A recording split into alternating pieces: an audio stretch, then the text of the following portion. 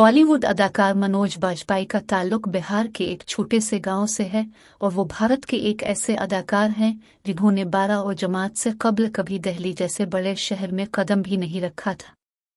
भारतीय मीडिया को दिए गए एक इंटरव्यू में मनोज बाजपेयी ने अपने करियर की इब्तिदा के हवाले से बात करते हुए बताया कि 12 के इम्तिहान तक उनके पास मुस्तकबिल के लिए कोई मंसूबाबंदी नहीं थी, लेकिन फिर एक रोज़ उन्हें अपने दोस्त के दिल्ली आने का पता चला तो उन्होंने भी दिल्ली आने की ठान ली।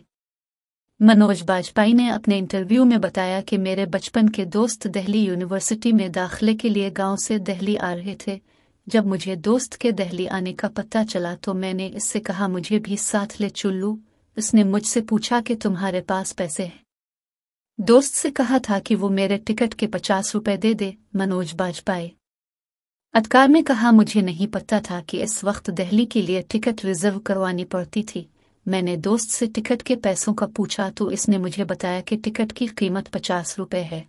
मेरे पास इस वक्त 50 रुपए भी नहीं थे। मैंने दोस्त से कहा कि वो मेरे टिकट के 50 रुपए दे, मैं उसे ये 50 रुपए बाद में वापस कर दूंगा। मनोज बाजपेयी ने मजीद बताया कि मेरे पैसों का कहने पर दोस्त ने मुझे भीख मंगा कहकर पुकारा और कहा कि भीख मंगा आदमी तो कब चुकाएगा? तो पंडित है तो तुझे दान कर दिए मैंने। मनोज बाजपेयी ने मजीद कहा कि इस रोज़ मुझे खैरात के तौर पर 50 रुपए का कर्ज मिला था।